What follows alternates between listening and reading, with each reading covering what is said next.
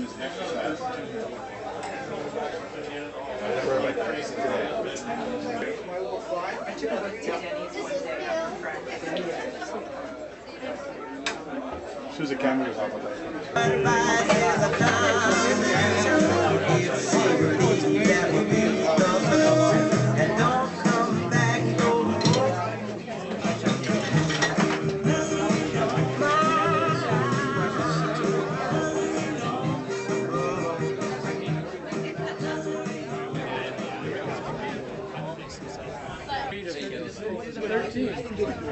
Here you go.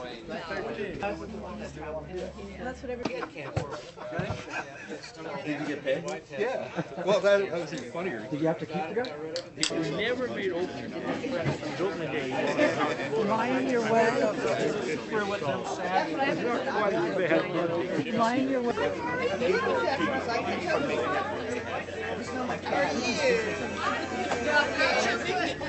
He was right there. Yeah. I go, okay. Then he,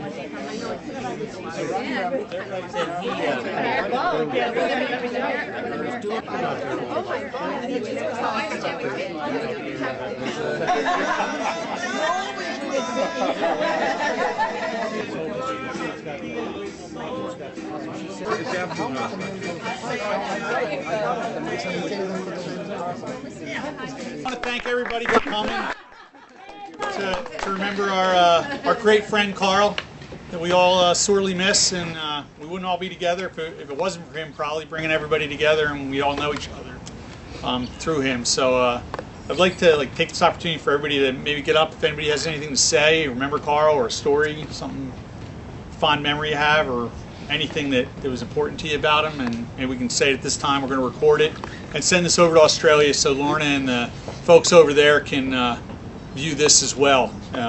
They're doing their memorial for Carl today too in another few hours. So we try to do it simultaneously. This is as close as we can get with the time change. So we're doing it now, but they'll be doing it shortly. But I would like them to see all you guys, and I'm sure he's told millions of stories about everybody that's here today. So that's it. Let's just remember Carl. Yeah. Anybody have anything they'd like to say? Hi, Lorna. Hi, Lorna. We're so sad to hear about Carl, but we know how much fun you've had over the last 5 years or 6 years, however long it's been down there. This is Jack, by the way. You might not recognize him. He's my mountain man from Alaska. And we just want to extend our wishes and our heartfelt sympathies. My wonderful story, Lorna, you weren't in on this, but was when we took the Oregon coast trip in the late summer of 2001. And we started up in Portland, and was Jack and Dick and Tuffy and David and The Jupster, of course.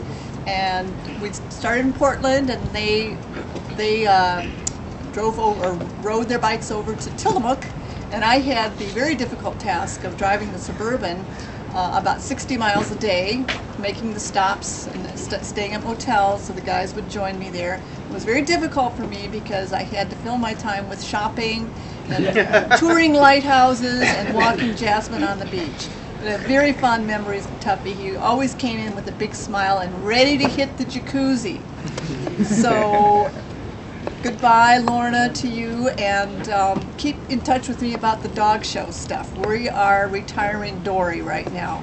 Take care.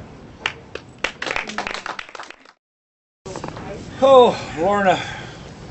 It's hard to believe that Tuff's not here, and the only thing I ever knew him by was Tuffy, so Tuffy it is, and it's just hard to believe that he's not here. We had some great times, and some of the best times of my life were with Tuffy, and we had some fishing trips to camping, to water skiing, and whatever. We had some really great times. And Lorna, wow.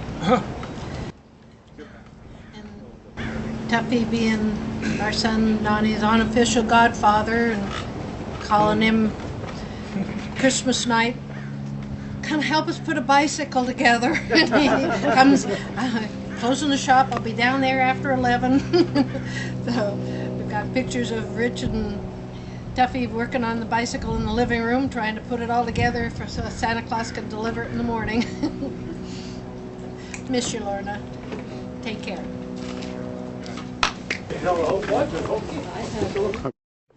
Well, Duff and I were friends in high school. Then for about 20 years we didn't see each other. And then I moved back in my house on Gates, and I was having coffee in the morning, and I looked across the street. There's Tuff standing across the street. I go, "What are you doing here?" And he goes, "Well, I live here." "What are you doing here?" And I said, "Well, I live there." So we got back together, and then when they moved over to Australia, I'd come over every year, and it was really fun. Carl's got good friends over there. Everybody loves him. It's a great place. And Carl would never let me drive. He didn't really trust it. Even when I rented my own van, he still wouldn't let me drive. So, old Tuff, we're going to miss him. And I think everybody's going to miss him. But he was a good guy, and we're better off for knowing him. Absolutely. In 1958. We go back a long, long ways. And in the late 60s, we were roommates down on Monterey and Hermosa. Stan, who's not with us anymore, Carl, Tuffy, myself, Alan, and Tuffy and I used to go out and have a few down at the Blue Book. And sometimes on the way home, I'd follow him. He'd be on his motorcycle, and he'd pull up the stop signs on Hermosa Avenue.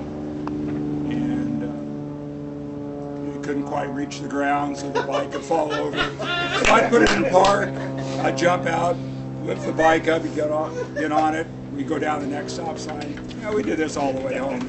Of course, now we can't do this. We'd all go to jail. But we did that, and there was some good times. And miss him.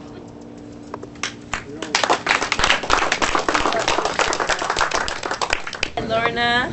Hi, Lorna. Hi, Lorna. Hey, we miss you guys. You may not recognize Mikey. He was about that big. About Carl's size last time you saw him. I could always tease Carl because the only guy had shorter legs than me. And the guy taught me how to ride. And long story, but we miss you, bud. We love you guys. Love you, Carl. Love you, Mikey Lorna. got his first bike from Carl. Yeah. I still have it. Oh. What, you couldn't have a new bike? I got my first real bike from Carl. Cheap. That's right. Carl talked me into buying my first real bike, so I thank him for a lot. He's great. See you, Lorna. Many solving rides, all the rides you did. Yeah. 5 trips to Santa Barbara. Yeah, a lot of stories. Getting flashed in Vegas. Actually, in Lake the Tahoe. jacuzzi. Yeah. Carl was famous for attracting ladies. So. Okay, well, I know Carl from the shop. Everybody knows Carl as part of the shop, and that's how I know Brian. Carl was as steady as the sunrise, and speaking of the sunrise, he used to organize rides from the shop. And he was always on time, and he was probably as short in stature as me. Not a particularly tall guy, but he had legs like tree trunks. And he was never late, and he was never last going up the hill. So anyway, I missed him when he moved. I was actually kind of sad that he left the area. So I missed him then, and I guess I'll miss him now. So thanks, Carl. I only did one of the coast rides.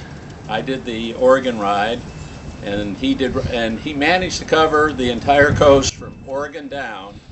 And I think one of his great sadnesses was he didn't get to do the Washington coast, because that would have done the whole West Coast. So anyway, I got to spend a lot of time with Carl. I didn't see him much, though, because he was always sucking my wheel. I don't know what the deal was. He was well known as having a red nose from having it riding on the wheel in front of him. But like everybody said, he was always there at the finish. Miss you, Carl. My dad was the best to me because I never was grounded. He never hit me, never yelled at me.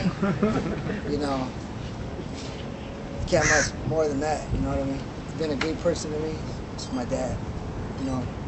We got the same blood, we got the same last name, and I just feel like all y'all are just kind of like my family.